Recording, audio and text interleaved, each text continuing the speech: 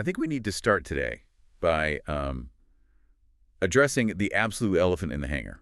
Yeah. We talk a lot about the romance of aviation, the freedom, the view from 5,000 feet, the adrenaline of that first solo. But the machine itself, that machine doesn't run on romance. It runs on avgas. And avgas runs on money, a significant amount of money. Right. It's not just the fuel. It's the instructor, the insurance, the maintenance. It all adds up. Learning to fly is a serious capital investment. No way around it. Exactly. Yeah. I was looking at some flight school rates for 2026, and honestly, my wallet started sweating just reading the PDF.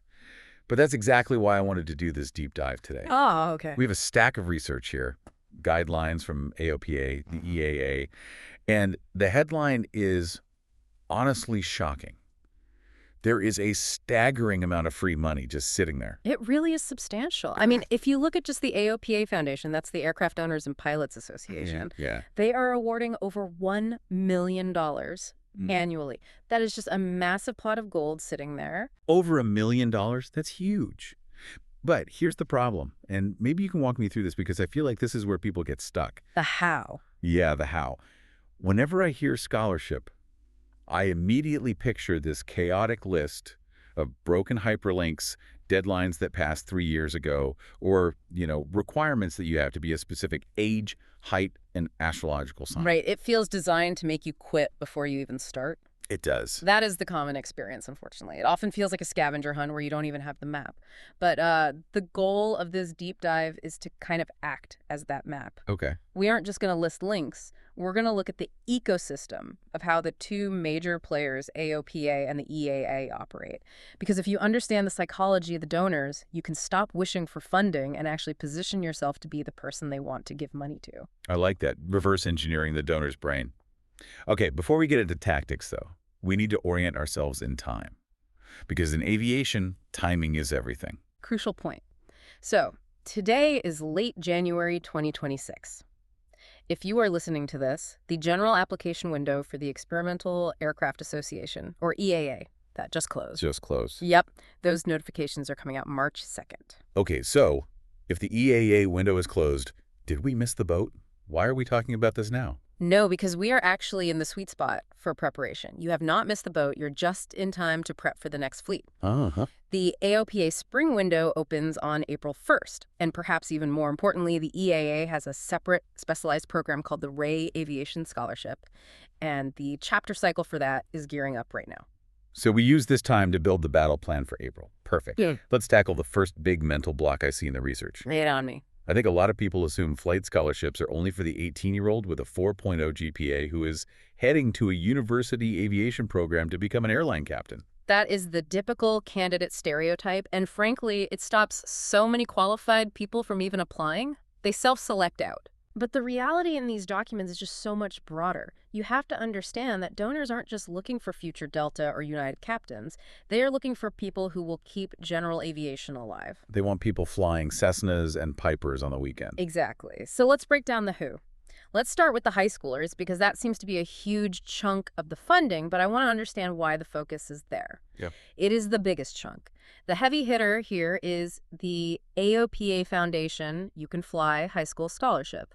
They are offering at least 80 awards this cycle, and the number is significant. Each one is $12,000. $12,000. Depending on where you live in the country, that is basically a private pilot certificate from zero to hero. It's very close, yes. It certainly covers the bulk of it. And the specific goal of that money is exactly that, earning the private pilot certificate. It's funded largely by the Ray Foundation. Okay. But here is the fascinating twist that I think gets overlooked. They also fund the teachers. Wait, scholarships for teachers to learn to fly? Oh. Or to teach aviation? To actually learn to fly. They have up to 20 scholarships, also at $12,000 each, specifically for high school teachers who are using the AOPA STEM curriculum in their classrooms. That's an interesting strategy. Yeah. Why fund the teacher? Well, think about the leverage. If you fund one student, you make one pilot. If you fund one teacher, and they come back to the classroom buzzing with excitement about their first solo or explaining aerodynamics because they actually felt it the weekend before. Right. That excitement trickles down to hundreds of students over the years. It's a multiplier effect. That makes perfect sense. It's an investment in the ecosystem, not just an individual. Okay, so high schoolers and teachers are covered. What about the rest of us? Uh, What about the person who is 35, maybe stuck in a cubicle dreaming of the cockpit? Or someone looking for a midlife career change? Are they out of luck? you are definitely not left out, but you have to be more surgical in where you look. This is where the specific named scholarships come in. For instance, look at the Richard Santori Memorial Scholarship. That's a $6,000 award open to members, and the text explicitly mentions recreational aviation. Meaning you don't have to promise to fly for a living. Exactly. You don't have to be chasing a career. You just have to prove you love flying and you're going to keep doing it. It's not about return on investment for the airlines. It's about the joy of flight. That is refreshing. And I saw something for people already in the industry but not in the air. Yes, the Carlsbad Jet Center and Sonoma Jet Center Awards. These are fascinating because they target the ground crew, people working at FBOs. Okay, quick definition for the listener who might be new. FBO. Right. Fixed base operator, basically the service station of the airport, the place that sells the gas, parks the planes, offers the lounge. Got it. There are people working the front desk or fueling planes on the ramp who are staring at the sky all day. These scholarships are designed to move them from the ramp into the cockpit. It's career progression for the people already keeping the airports running. I love that. I also noticed a scholarship named after Richard McSpadden. Right. That name carries a lot of weight. It absolutely does. Richard McSpadden was the senior vice president of the Air Safety Institute at AOPA, a titan of aviation safety education. Right. His legacy is built on making better, safer pilots. So the scholarship in his name isn't for your first solo, it's for advanced training. So this isn't for beginners. No, this is for someone who already has a license but wants to sharpen their skills. We're talking tailwheel endorsements, upset recovery training. Set recovery. That sounds intense. It is. It's training on how to recover a plane that has gone out of control. Maybe it's upside down or in a spin. It's life-saving skill work. Wow. Donors fund this because they want competent aviators, not just licensed ones. That is a beautiful tribute. It's not just learn to fly, it's learn to fly well. Now we have to talk about women in aviation. The industry numbers are still heavily skewed male, but looking at this list, the support system seems incredibly robust. The support is very strong. You have the Women's Soar Scholarship from EAA, which covers anything from a sport pilot certificate up to advanced ratings. Okay. Then there is the CC Stratford Flight Training Scholarship through AOPA. CC is a real powerhouse in the community. She's flown over 850 Young Eagles flights. 850 kids introduced to aviation. That is dedication. It's a lifetime of service, and her scholarship reflects that passion. It's for female applicants for either primary or advanced ratings. And there's also the Julie Walker Ibrahim Wings of Opportunity Award. So the message is clear. If you are a woman looking to fly, the financial doors are wide open right now. I love that. And speaking of opening doors, I was really moved by the Adapt to Fly scholarship. It addresses a demographic I rarely hear discussed in flight training. Yes, that is a crucial one. It's an EAA scholarship specifically for individuals with disabilities, as defined by the ADA. The requirement is that you qualify for a Class 3 medical or a sport pilot certificate. Can we clarify that? I think people assume you need perfect health to fly. What does a sport pilot certificate allow regarding medicals? Great question. For a sport pilot license, in many cases, a valid U.S. driver's license can stand in for a medical certificate, provided you haven't been denied a medical previously. The Adapt to Fly scholarship basically breaks down the barrier that says aviation is only for the perfectly able-bodied. If you can operate the controls safely, perhaps with hand controls instead of rudder pedals, there is support for you. So the takeaway from this first stack of documents is pretty clear. The who is likely you. Precisely. Whether you're 1660, a teacher working the ramp, or have a physical challenge, there's a niche. Don't self-select out before you've even looked. Okay, so we know the money is there. We know who it's for. Now we need the battle plan. How do we actually get it? Because I imagine the competition is stiff. It is competitive, but the application process itself is surprisingly streamlined. Both AOPA and EAA use a common application model. Which is a lifesaver. It really is. You fill out one profile, your flight hours, your goals, your essay, and the system effectively matches you to all the grants you are eligible for. You don't have to hunt down 20 different forms. But, and here's where I want to push you a bit. If it's that easy to apply, doesn't that mean everyone applies? If I just hit submit, aren't I just one of 5,000 names in a database? That is exactly the danger. The barrier to entry is low, so the volume is high. To win, you can't just be eligible. You have to be inevitable. Inevitable. I like that. How do we do that? It comes down to one concept: skin in the game. Explain that in terms of an application. Think about it from the donor's perspective. They have $12,000. They don't want to give it to someone who thinks they might like flying or someone who thinks Top Gun looked cool. They want to give it to someone who has already proven they are committed. The best way to do that: pass the FAA private pilot written exam before you apply. Before you apply. But traditionally, flight training integrates the written exam halfway through the actual flying. You're saying do it first. That is the standard flight school way, yes. But we are hacking the scholarship process here. If you self-study, maybe using Sporties, King Schools, or Gold Seal, and you pay the $175 out of your own pocket to take that test, and you walk into that application with a passing score. It screams commitment. It does. It says, I have done the boring part. I have done the hard academic work on my own. It proves you aren't just daydreaming. Exactly. In fact, for the AOPA high school scholarship, it is literally a requirement. You must have passed it to be eligible. But for the others, it's a massive differentiator. Okay, that's a tangible tip. Study now, test before April. Yeah. What's the second piece of skin in the game? The medical certificate. Right.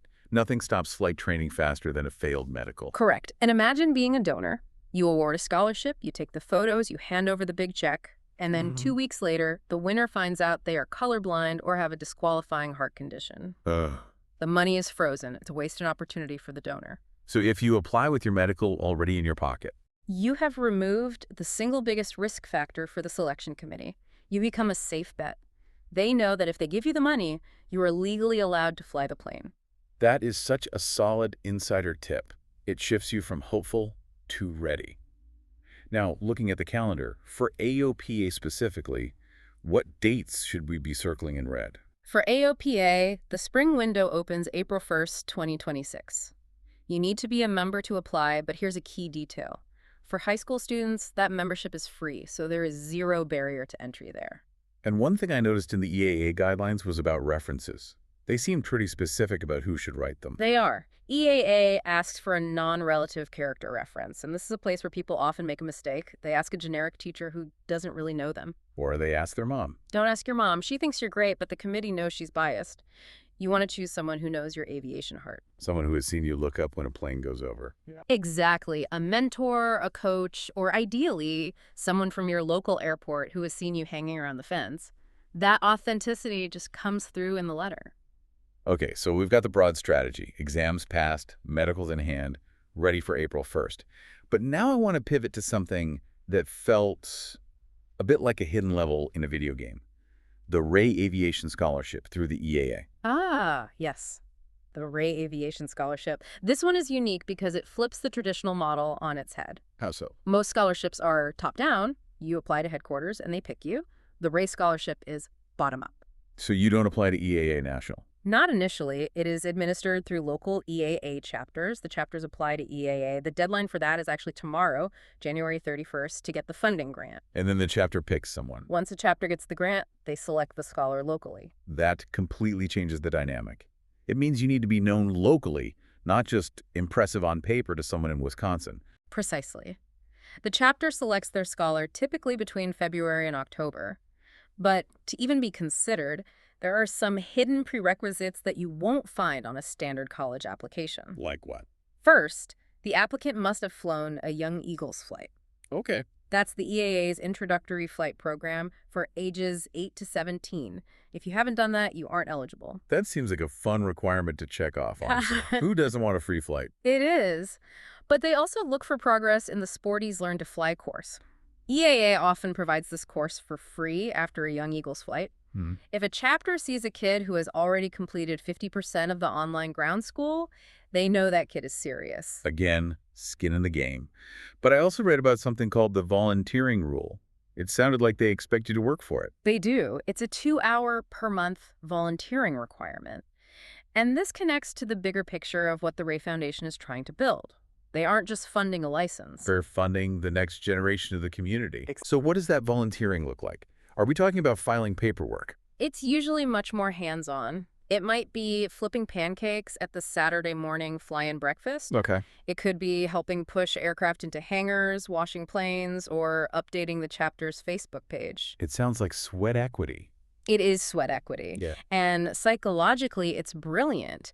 When the chapter members see you sweating alongside them, flipping burgers or sweeping the hangar, they become invested in your success. Right. You aren't just a name on a check, you're their scholar. They want to see you win. That is powerful. It turns a solitary pursuit into a team sport. But once you get the money, it sounds like the clock starts ticking pretty loudly. It's a bit of a pressure cooker, yes. The Ray Scholarship has very strict milestones. You are expected to solo in 3 months. 3 months. Pass the written exam in 6 months and pass your check ride, that's the final flight test, in 12 months. Wow. 3 months to solo. That is fast. For a weekend warrior, weather permitting, that is a tight schedule. It is aggressive, but this structure is actually a massive benefit. One of the biggest killers of flight training is procrastination, the learning plateau, Right. where you fly once a month, forget half of what you learned, and end up spending twice as much money relearning the same lesson. Immersion training. Exactly. This scholarship forces immersion. You have to fly often to hit those dates. It forces you to prioritize flying over everything else for that year. And the money is tied to those milestones, right? Okay. They don't just hand you a suitcase of cash. Correct. It's usually a 40-40-20 split. You get the first chunk to start training. You get the next chunk when you hit benchmarks like the solo or written. And the final 20% comes at the end. So it incentivizes you to finish what you started. It's smart. It protects the donor's investment and pushes the student to succeed. And if we connect this back to the start, the cost, this scholarship covers up to $12,000. For many people, that is a fully funded private pilot license in 1 year. That is life-changing. Okay, let's try to synthesize all of this. We've covered a lot of ground. We have, if I had to boil it down, I'd say we have 3 pillars. First, inclusivity.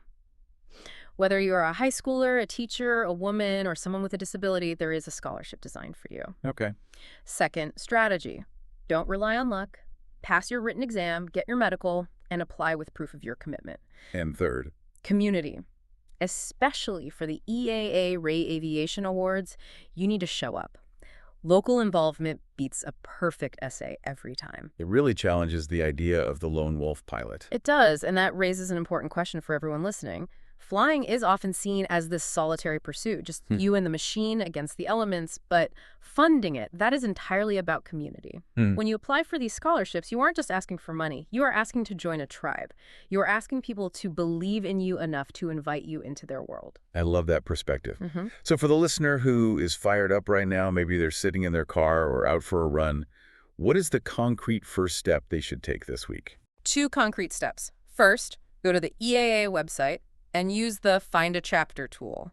Find out where your local chapter meets and just show up at the next meeting. Just show up. Shake hands, introduce yourself, maybe offer to help set up chairs. That is how the Ray Scholarship journey begins. Just get in the room.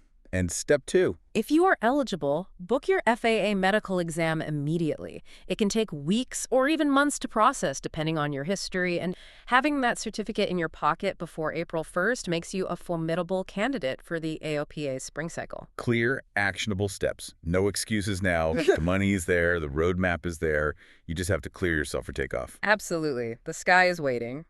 Thanks for diving in with us today. Get those applications ready for April 1st, and we'll see you in the air. Clear skies, everyone.